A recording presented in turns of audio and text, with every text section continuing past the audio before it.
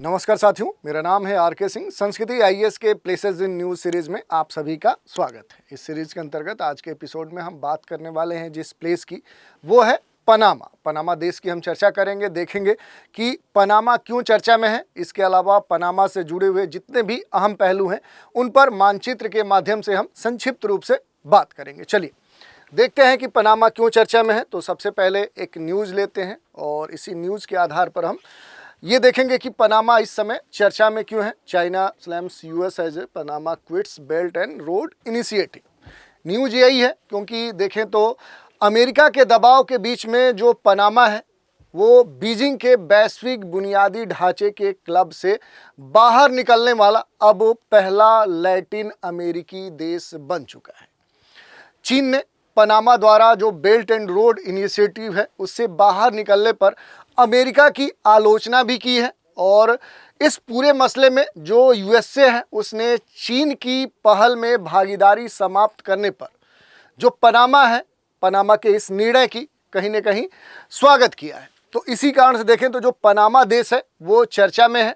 और इस पूरे मसले में देखें कि जो बात हो रही है कि बेल्ट एंड रोड इनिशिएटिव जो कि चीन का देखें तो बड़ा ही एक रणनीतिक ये परियोजना है। किस उद्देश्य से चीन इसे चला रहा है, तो क्षेत्रीय एकीकरण, व्यापार को बढ़ावा देने, आर्थिक विकास को बढ़ावा देने और जो स्थलीय और समुद्री नेटवर्क है उस माध्यम से एशिया, अफ्रीका, यूरोप और इसके साथ जो अमेरिकी कंटिनेंट है उसे जोड़ने का प्रयास चीन के द्वारा इस इनिशिएटिव के द्वारा किया जा रहा था, जिसमें पहले पनामा इसमें शामिल था लेकिन अब वो अपने को इस परियोजना से बाहर निकाल चुका है और इसी कारण से जो पनामा है वो चर्चा का विषय बना हुआ है। तो थोड़ा सा पनामा को हम देखते हैं कि आखिर जो पनामा है, पनामा की भौगोलिक जो अवस्थिति है वो कहाँ पर है। तो इसके लिए हमें कहाँ जाना पड़ेगा, तो इसके लिए हमें जाना होगा नॉर्थ अमेरिका कंटिनेंट, जो उत्तरी अमेरिका महाद्वीप है उस महाद्वीप में जाएंगे। ये नॉर्थ अमेरिका का पूरा मैप है, इसको आप देख सकते हैं।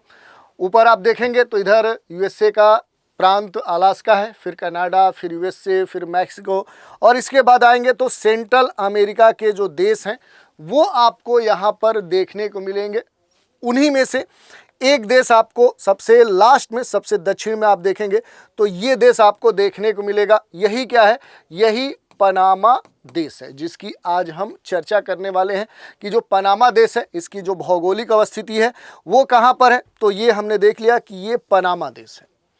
उत्तर पश्चिमी गोलार्ध में इसकी अवस्थिति है। उत्तर पश्चिम जो गोलार्ध है वहाँ पर इसकी अवस्थिति देखने को मिलेगा। नॉर्थ वेस्टर्न जो हेमीस्फीयर है उसमें ये अवस्थित है और ये सबसे दक्षिण में आप देखेंगे तो यहाँ पर जो नॉर्थ अमेरिका है उसके दक्षिण में, या कहें सेंट्रल अमेरिका के सबसे दक्षिण में ये अवस्थित देश है। इसके अलावा देखिए ये भी हम कह सकते हैं कि एक अंतर महाद्वीपीय देश है। इधर देखिए तो ये नॉर्थ अमेरिका कंटिनेंट आ रहा है और इधर देखेंगे तो साउथ अमेरिका कंटिनेंट, और इन दोनों को एक तरह से ये जोड़ने का काम कर रहा है। इस कारण से हम कह सकते हैं कि ये क्या है, एक अंतर महाद्वीपीय देश है। इसके अलावा देखिए इसकी और भी कुछ विशेषताएं हैं, जैसे जो पनामा है, अगर इधर देखेंगे जो सेंट्रल अमेरिका है, जो मध्य अमेरिका है, इसका सबसे बड़ा चौथा देश है। और यहाँ पर देखेंगे कि इसकी जो राजधानी है वो पनामा सिटी है, उसको हम थोड़ा सा डिटेल में देखेंगे। जैसे यहाँ पर देखिए ये पनामा है, ये आपका देखिए यहाँ से ये जो सबसे दक्षिण में सेंट्रल अमेरिका का जो देश है यही पनामा है। इसकी जो राजधानी है वो पनामा सिटी है। और ये यहाँ पर अगर देखें कि भाषा कौन सी प्रचलित है तो स्पेनिश लोग बोलते हैं। यहाँ पर सबसे अधिक जो जनसंख्या है लगभग 4.5 मिलियन जो लोग हैं वो मूल रूप से स्पेनिश भाषा बोलते हैं। और यहाँ का जो क्षेत्रफल है वो 75,000 वर्ग किलोमीटर से भी अधिक है। तो ये इससे जुड़ी हुई कुछ महत्वपूर्ण विशेषताएं हैं। इसके अलावा थोड़ा सा इसके जो फिजिकल अवस्थिति है उसके बारे में भी हम देखते हैं। देखिए इसके भौगोलिक अवस्थिति के बारे में देखें तो देखिए एक तरफ आप देखेंगे तो इधर ये पूरा क्षेत्र जली आपको देखने को मिलेगा, दूसरी तरफ आप देखेंगे तो इधर भी पूरा जली क्षेत्र देखने को मिलेगा। एक तरफ पूरा ये पैसिफिक ओशियन देखने को मिलेगा तो दूसरी तरफ आप देखेंगे तो कैरेबियन सी या कहिए तो अटलांटिक महासागर का क्षेत्र देखने को मिलता है। तो ये इसकी पूरी भौगोलिक अवस्थिति है। इसके अलावा देखिए, अगर सीमावर्ती देशों की हम बात करें कि कौन से महत्वपूर्ण सीमावर्ती देश हैं जिनकी सीमाएं पनामा से लगती है, तो देखिए उत्तर में आप देखेंगे तो सेंट्रल अमेरिका का जो देश है कोस्टा रिका, उसकी सीमा पनामा से लगती है। और दूसरे तरफ आप देखेंगे तो इधर साउथ अमेरिका कंटिनेंट का जो कोलंबिया देश है, उसकी जो सीमा है वो पनामा से लगती है। तो इस तरह से दो इसके सीमावर्ती देश हैं। और जलीय क्षेत्रों की बात करें तो एक तरफ पैसिफिक ओशियन आपको देखने को मिलेगा, दूसरी तरफ आप देखेंगे तो अटलांटिक ओशियन देखने को मिलेगा। अटलांटिक ओशियन का जो कैरेबियन सी है वो इससे लगती है। यहाँ पर कई सारे जलीय क्षेत्र आपको देखने को मिलेंगे, जैसे देखिए गल्फ ऑफ पनामा आपको देखने को मिलेगा, इधर आप देखिए तो गल्फ ऑफ मॉस्किटोज देखने को मिलेगा। तो ये कुछ महत्वपूर्ण यहाँ पर खाड़ियाँ हैं, गल्फ ऑफ चिरुकी यहाँ पर देखने को मिलेगा। तो ये है। इसके अलावा देखिए, एक तरह से हम जैसे जल संधि पढ़ते हैं, जल संधि क्या करता है कि दो बड़े जलीय खंडों को जोड़ने का काम करता है, दो बड़े जो स्थलीय खंड हैं उनको अलग करने का काम करता है। ठीक वैसे ही होता है एस्थमस। तो एक तरह से आप देखें तो जो पूरा ये पनामा देश है ये एस्थमस के रूप में यहाँ पर अवस्थित है। एस्थमस जो होता है वो ठीक जल संधि के उल्टा होता है। जहाँ जल संधि दो बड़े जलीय खंडों को क्या करता है, जोड़ने का काम करता है, तो वहीं जो एस्थमस है ये दो स्थलीय खंडों को जोड़ने का काम करता है। जैसे देखिए इधर क्या है, कोस्टा रिका एक स्थलीय खंड है, और दूसरी तरफ साउथ अमेरिका का जो कोलंबिया है ये भी स्थलीय खंड है। तो इन दोनों को जोड़ने का काम करता है ये पनामा, और इस आधार पर ये एस्थमस के रूप में यहाँ पर अवस्थित है। और दो जो जलीय खंड हैं उनको ये अलग करने का काम करता है। जैसे एक तरफ आप देखिए तो पूरा कैरेबियन सागर है, तो दूसरे तरफ आप देखेंगे पैसिफिक ओशियन है। तो ये ठीक क्या है, एक तरह से एस्थमस के रूप में यहाँ पर अवस्थित है। और इसी कारण से देखें तो इसका जो सामरिक महत्व है वो सबसे अधिक यहाँ पर देखने को मिलता है। प्राकृतिक अगर संसाधन के दृष्टिकोण से देखें तो पनामा भी काफ़ी रिच है। पनामा अमेजन बेसिन के बाहर देखें तो पश्चिमी गोलार्ध का सबसे बड़ा वर्षा वन वाला क्षेत्र है। तो इस कारण से देखें तो प्राकृतिक संसाधन के रूप में वर्षा वन यहाँ काफ़ी अधिक मात्रा में देखने को मिलते हैं।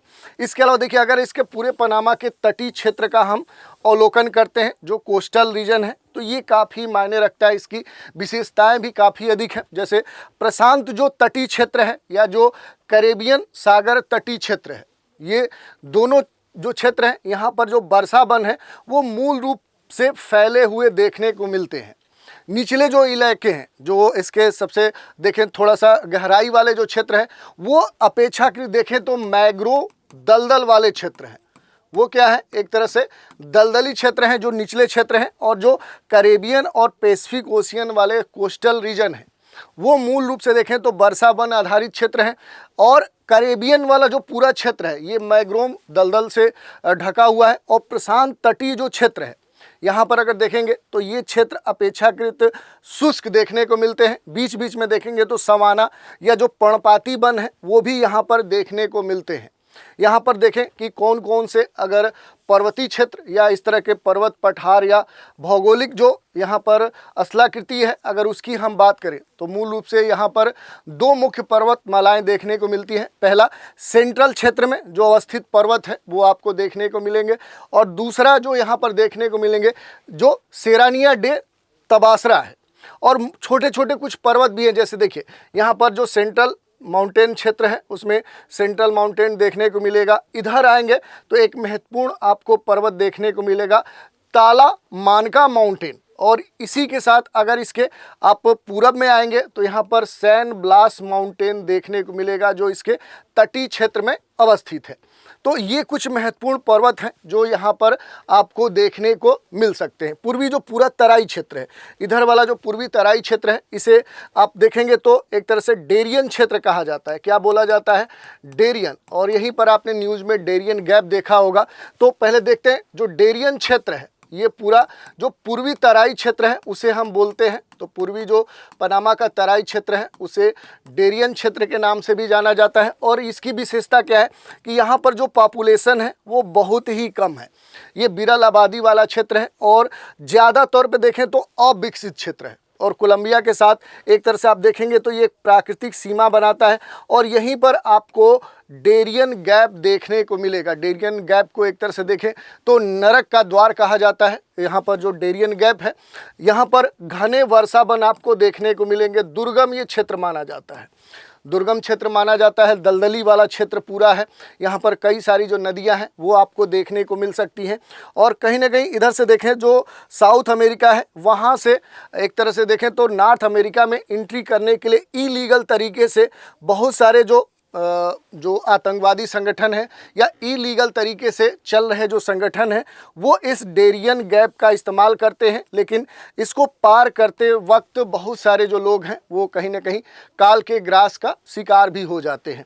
तो ये हमने देख लिया। यहाँ पर कुछ महत्वपूर्ण अगर हम नदियों की बात करें कि पनामा में कौन सी महत्वपूर्ण नदियां हैं, तो 2-3 नदियां यहाँ पर आपको देखने को मिलेगी। देखिए यहाँ पर जो सांता मैरिया रिवर है, ये भी एक यहाँ की महत्वपूर्ण रिवर है। इसके अलावा देखिए यहाँ पर आएंगे तो एक महत्वपूर्ण रिवर आपको देखने को मिलेगी चुकुन गुआ रिवर, तो ये भी यहाँ की सबसे महत्वपूर्ण नदियों में शामिल है। इधर आएंगे तो 1-2 और नदी, जैसे अगर यहाँ पर आएंगे चैग्रोस जो नदी है, तुइरा नदी है, तो ये यहाँ की कुछ महत्वपूर्ण नदियाँ हैं।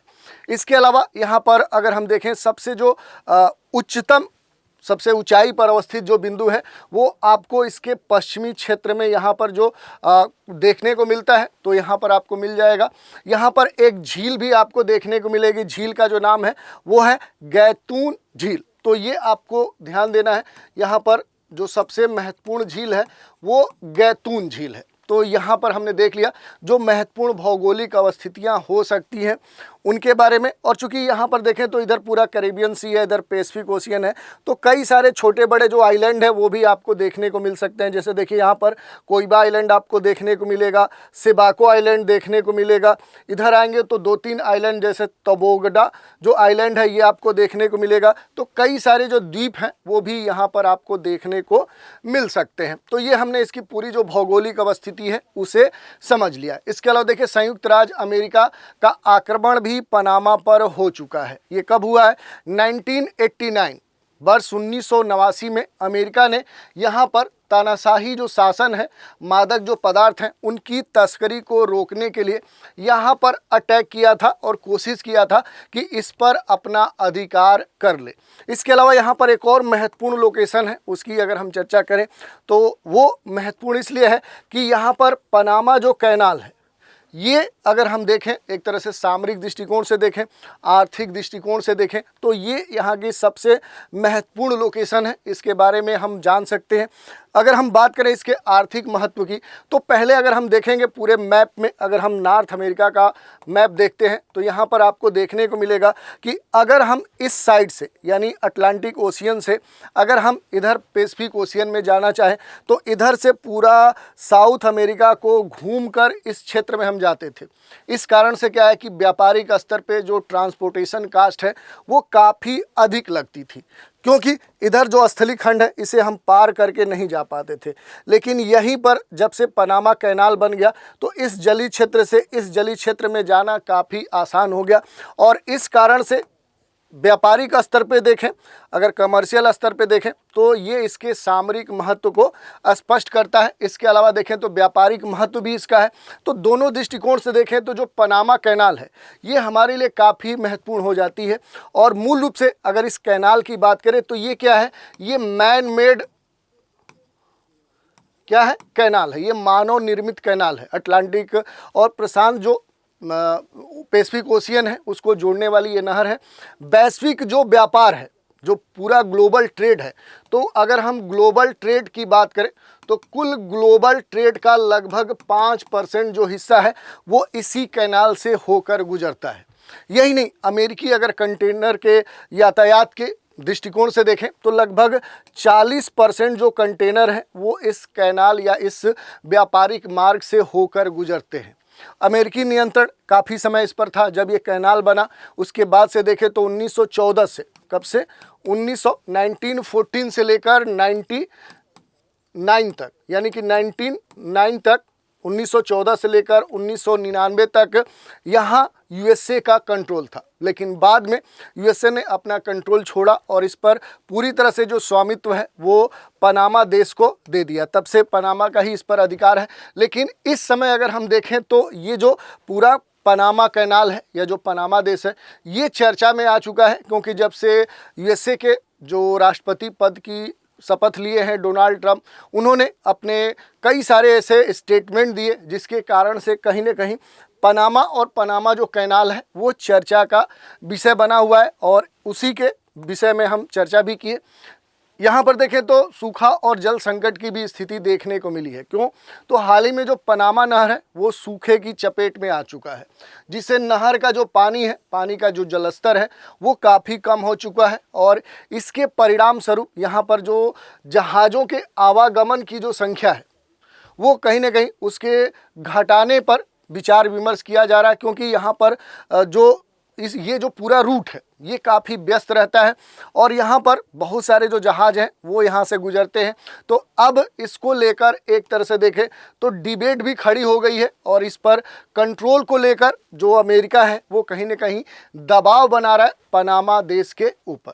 तो इसी संदर्भ में हमने पूरे इस प्लेस की चर्चा की और इससे जुड़े जो भी महत्वपूर्ण कह सकते हैं ज्योग्राफिकल लोकेशंस हैं उन पर भी हमने बात की। अब इसी पर आधारित एक प्रश्न देखते हैं, पनामा नहर किन दो महासागरों को जोड़ती है? यहाँ पर दिया गया विकल्प हिंद महासागर, प्रशांत महासागर, अटलांटिक महासागर और आर्कटिक महासागर।